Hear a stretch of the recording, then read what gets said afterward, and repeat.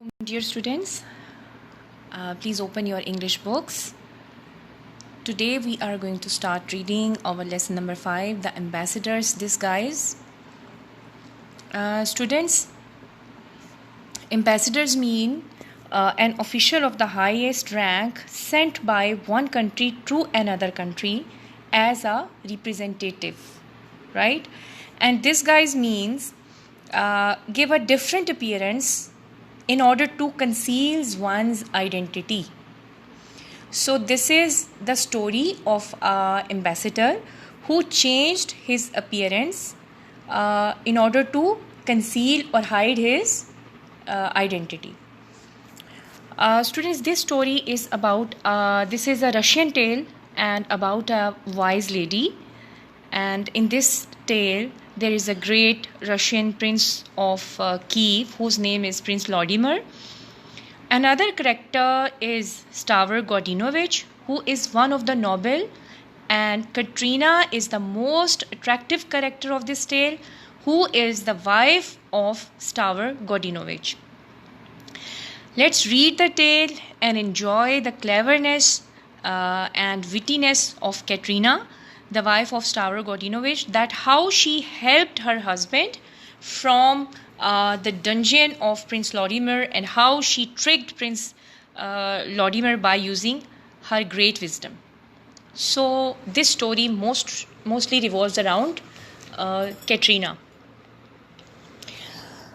Keep your pencils in your hands to underline the hard words, please. Once in the palace of Vladimir, a great Russian prince of Kiev, all the nobles were making boasts. Underline the word boasts. Students, boast mean to praise or speak highly about yourself.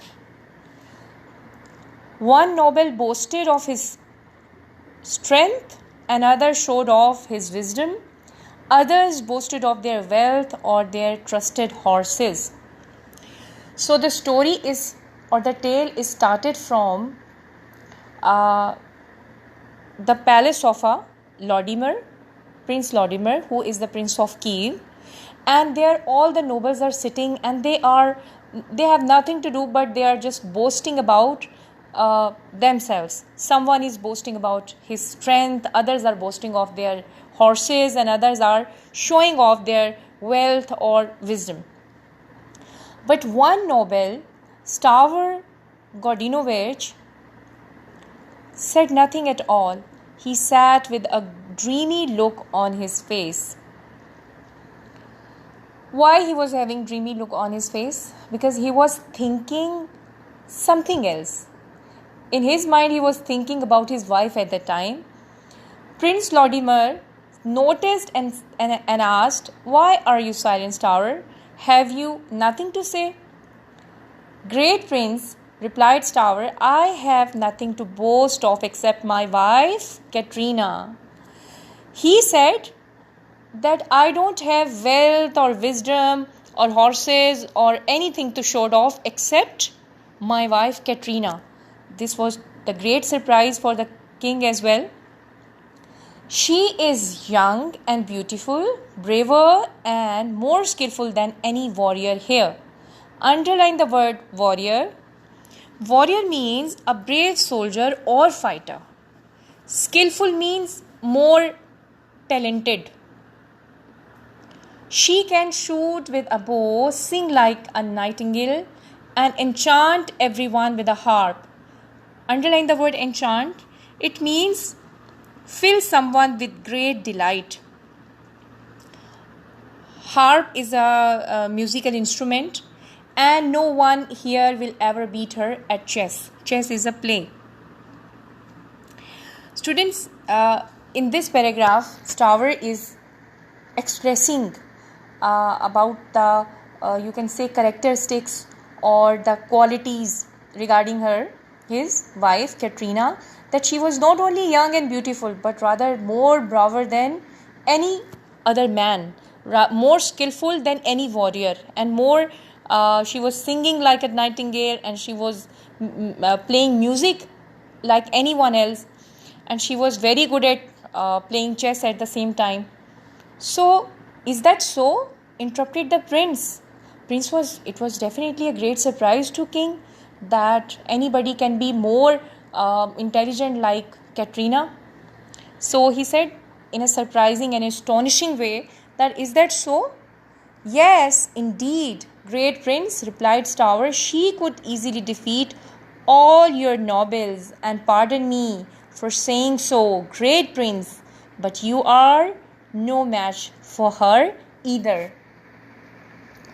When Prince asked him or showed his astonishment to Stour, that, is that so? Then he replied that yes, she can defeat to all nobles, rather you are no match of her either.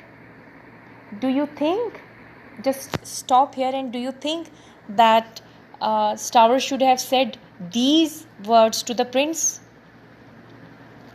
Just keep your answer in your mind. Do you think that he should have said to the prince that even you are not match of her? Even this is reality, even then. Okay, we will talk about it at the end of our lesson, okay? The prince became very angry and he heard this. He glared at Stour and said, underline the word glared. Glared means to look steadily, or you can say a little angry look, and said, you have gone too far this time. How dare you say that I am no match of your wife? Because he was after all a king, and how he could have listened this, that even the king is not the match of his wife. The prince pointed a finger at Stour and turning to one of his guards said, take this man away, throw him into dungeon, give him oats and water, nothing more. Go. Underline the word dungeon. Students, dungeon is you can say a dark cell or prison where defaulters or people are used to kept who have done something wrong as a punishment. So what was the punishment for Stour? King asked his guards to put him into the dungeon and only serve him oats and water and nothing more. Okay.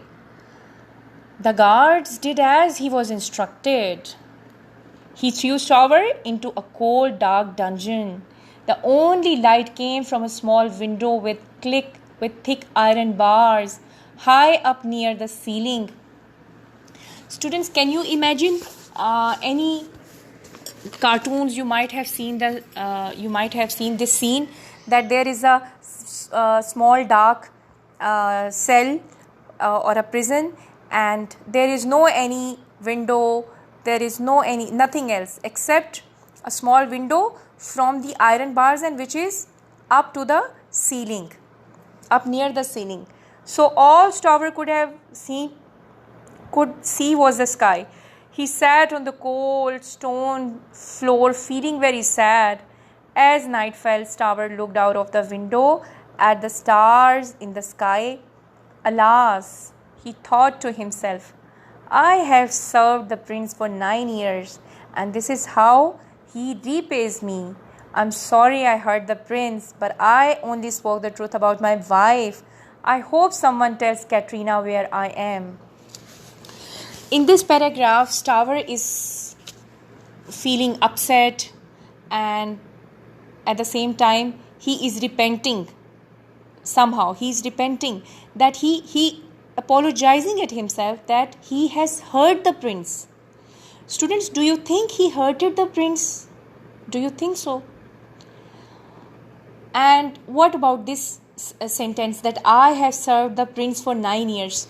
Students, do you think that if you or someone have served someone for 9 years or 15 years, do you think that he has now ability to hurt that person? Not exactly. We don't have right to hurt anybody. Hence, that was the king of Kiev. He was not a noble person, and Stour had said that how he repays me. that he has put me into the dungeon. Rather, I have only spoken truth about my wife. When Katrina heard what had happened to her husband, she tried to visit him the following day, but the guards wouldn't let her in, so she thought of a plan to rescue him. When Katrina heard what has happened with her husband, she tried to visit him, but guards didn't allow her to get inside. Then what happened? She thought a plan to rescue him, to get her husband out of that prison. Katrina called together her band of 30 archers. Underline archers. Students, archers, you can say the persons who shoot with arrows and bows at the pointed place. You might have seen this also in some cartoons or movies. 30 chess masters and 30 musicians. She told them she needed their help to rescue her husband, and they agreed to help her. So far, isn't it surprising that she had collected and she has, I don't know why she is gathering so many people. How she could have used these all peoples to rescue her husband? Can you think of that? Okay, let's think and let's read what happened and how did she use her trick, or how did she use her these all people for rescuing her husband. The next day, Katrina got ready. She wore a suit of armor.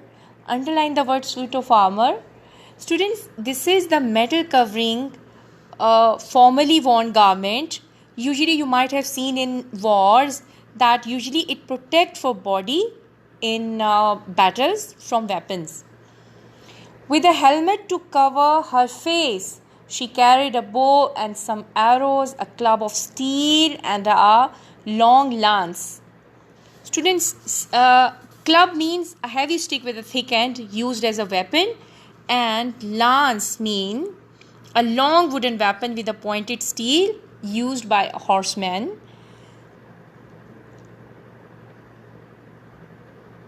Perched on her left forearm was a falcon, as you can see in this picture. Falcon is a bird. She mounted a tall black horse. Underline mounted. Students, mounted mean riding on animal. In this paragraph, they are telling us that this is how she disguised herself. Understood? This is how she disguised. Disguise means she gave herself different appearance so that she could conceal her true identity. And what was her identity? Her identity was that she was a woman. But here she has transformed herself into the character of a warrior. That she has wear the suit of armor, and she has put the, as you can see in this picture, she had covered herself, her face as well, so that nobody could recognize that she was lady. Right? Let's read further. When her friends arrived, she set off for the palace, leading them. And who were their friends? Who were her friends? You remember we have read here 30 archers, 30 chess masters and 30 musicians. They were all her friends. A short distance from the wall of the city, Katrina told her followers to wait. She rode by herself into the city and went to the great hall to the palace.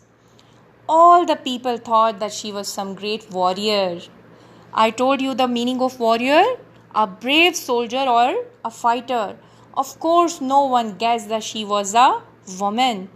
Katrina bowed to Prince Lorimer. Bowed means that she, you can say, pay her tribute or pay her salam to, pay her respect to Prince Lorimer. So far we have read in this story that in the palace of King Lorimer, there was one of the nobles, Tower Godinovich, and when everybody was boasting of their wisdom, their wealth, their horses and all that, at that time Tower boasted about his wife's wisdom and wittiness. And even when he said that even prince is not the match of my wife, Then he got angry and he put him into the dungeon. And then there Katrina came to know about her husband, and then she thought a plan to rescue her husband. Write today's date here, students, till Lodimer, and inshallah we will complete the rest of our lesson in our next session. Till then, stay blessed and goodbye.